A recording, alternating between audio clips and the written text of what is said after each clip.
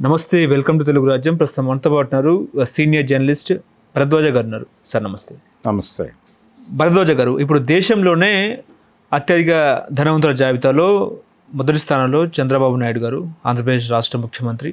అదేవిధంగా పశ్చిమ బెంగాల్ ముఖ్యమంత్రి మమతా బెనర్జీ. 7వ స్థానంలో తెలంగాణ రాష్ట్ర ముఖ్యమంత్రి వర్యులు రేవంత్ రెడ్డి గారు ఉన్నారు. ఇప్పుడు ఏంటంటే చంద్రబాబు నాయుడు గారికి 2 ఎకరాలు ఉన్న చంద్రబాబు నాయుడు గారికి ఇన్ని వేల కోట్లు ఎలా వచ్చాయి అన్నదే చర్చ. ఏం చెప్తారు సార్, ఒక సీనియర్ జర్నలిస్ట్గా చెప్పండి. అంటే చంద్రబాబు నాయుడు గారు ఇప్పుడు అమరావతిలో ఒక ఇల్లు కట్టే ప్రయత్నాల్లో ఉన్నాడు. దానికి సంబంధించిన పునాదులు తీశారు, పని నడుస్తుంది. ఆ నడుస్తున్నటువంటి 5 ఎకరాల్లో కడుతున్నారు. 5 ఎకరాల పైన ఉంది స్థలం అని. చాలా కోట్లు పెట్టి కొన్నారు ఆ స్థలము అనే మాట కూడా లోకల్ పీపుల్ మాట్లాడుకుంటున్నారు. మరి మీరు అన్నటువంటి 2 ఎకరాల రైతు తర్వాత ఆయన చేసినటువంటి వ్యాపారాలు కూడా ఏమీ లేవు. నిజానికి ఆయన చాలా స్పష్టంగా ప్రజాసేవలోనే ఉన్నాడు. ఈ ప్రజాసేవలో ఉన్నటువంటి మనిషి ఆయన ఇంత పెద్ద ఇల్లు కడుతున్నాడు. అలాగే ఇప్పుడు రిచెస్ట్ సీఎంలో ఆయన మొదటి వరుసలో ఉన్నాడు అని కదా నెంబర్ కూడా చెప్పారు మీరు. ఎంత నెంబరు? మొదటి వరుసలో మొదటే ఉన్నాడు ఆయన. మొదటి వరుసలో ఉన్నాడు అంటే ఆయన పరిస్థితి ఏమిటి? ఎక్కడి నుంచి వచ్చింది ఆదాయం అంటే కేవలం ఆయన ఏం చెప్తాడు, హెరిటేజ్ అనేటువంటి ఒక సంస్థ ఉంది మా ఫ్యామిలీకి, దాని నుంచి వస్తున్నటువంటి సంపద ఇదంతా అని తన వైఫ్ కష్టం మీద తాను బతుకుతున్నట్టుగా చెప్తాడు తప్ప ప్రజాసేవలో డబ్బులు వస్తున్నాయని అని చెప్పడు. ఆయనే కదా, ఎవరూ చెప్పరు. కానీ వీళ్ళందరికీ కూడా ప్రజాసేవ నుంచి డబ్బులు వస్తున్నమాట వాస్తవం.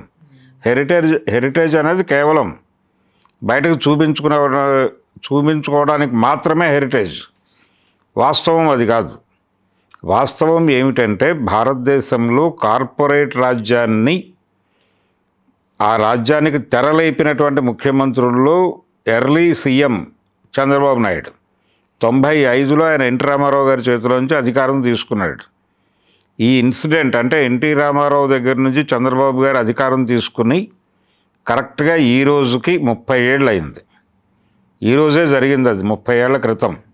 అలా 30 ఏళ్ల క్రితం ఆయన ఎన్టీఆర్ చేతిలో నుంచి అధికారం లాక్కున్న మరుక్షణం అంటే ఆ రోజున నిజానికి ఆయనకున్నటువంటి ఆర్థిక స్తోమత రీత్యా చూస్తే ఒక ప్రభుత్వాన్ని పడగొట్టి ప్రభుత్వాన్ని ఏర్పాటు చేసే అంత డబ్బులు లేవు ఆయన దగ్గర.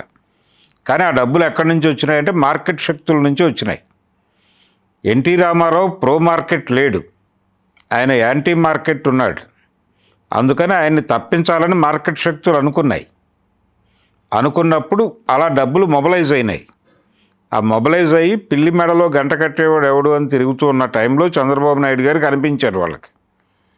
ఎన్టీ రామారావుని వెన్నుపోటు పడవటం అనేది నాదెండ్ల భాస్కర్రావు గారు మొదటిసారి చేశాడు. రెండోసారి చంద్రబాబు వెన్నుపోటు పొడిచాడు. కానీ దీన్ని వెన్నుపోటు అంటే ప్రపంచం అంగీకరించదు. ఏ ప్రపంచం? తెలుగుదేశం ప్రపంచం, పసుపు ప్రపంచం అంగీకరించదు. వాళ్ళు ఏమంటారంటే పార్టీ పరిరక్షణోద్యమం అంటారు దాన్ని. ఎన్టీ రామారావు గారిని ఒక దుష్టశక్తి ఆవహించింది, లక్ష్మీపార్వతి. ఆవిడ నుంచి రామారావు గారిని, పార్టీని కాపాడటం కోసం మేము ఈ కార్యక్రమం చేశాం.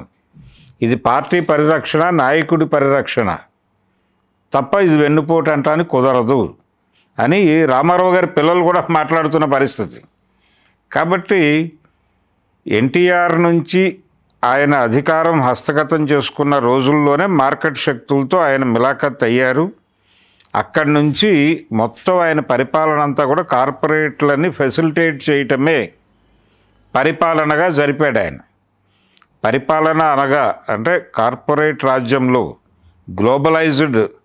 గ్లోబలైజ్డ్ ఎకానమీ ఉన్నటువంటి సందర్భంలో ఎల్పిజి అంటారు, లిబరలైజేషన్, ప్రైవేటైజేషన్, గ్లోబలైజేషన్.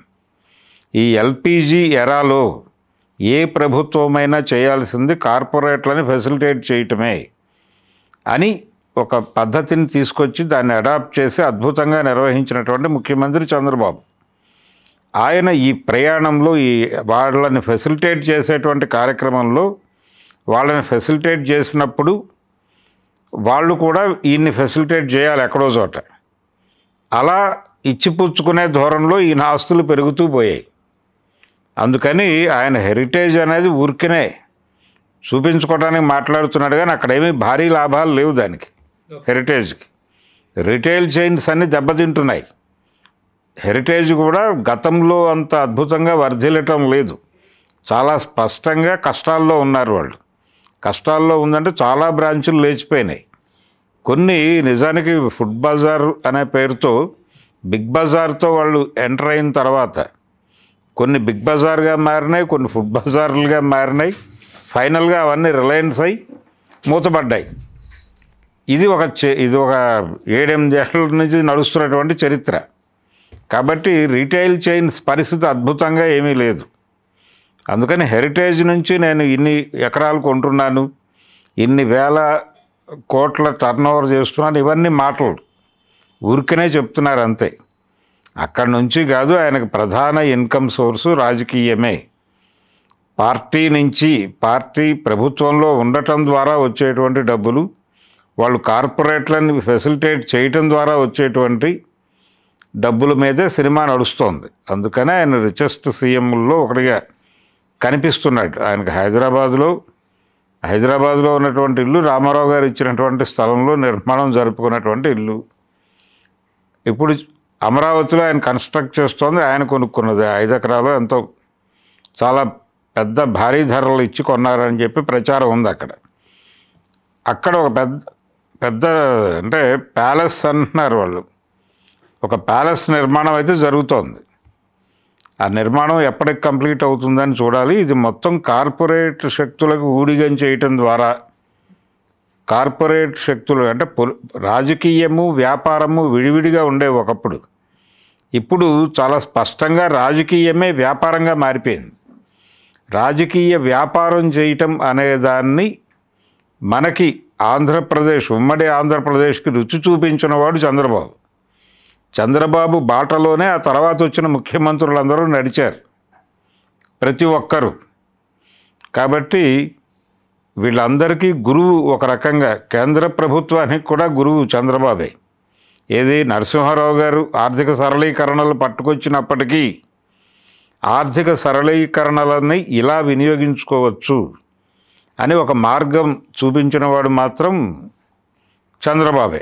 అందుకనే ఆయన కేవలం సమాచార సాంకేతిక విప్లవ రథసారథి, ఐటీ ఇండస్ట్రీ తీసుకొచ్చాడు, ఇవన్నీ మాట్లాడతారు. కానీ దీనికంటే కూడా మార్కెట్ ఎకానమీలో రాజకీయాలను వ్యాపారంగా మార్చేసి తద్వారా విపరీతమైనటువంటి అంటే దాన్ని ఏమిటంటారు, విపరీతమైనటువంటి దిగుబడి తీయవచ్చు అని నిరూపించినవాడు చంద్రబాబు నాయుడు. అందుకని ఆయనకు అన్ని ప్రాపర్టీస్ అక్వైర్ అయినాయి. అంత స్థాయిలో ఉన్నాడు ఆయన.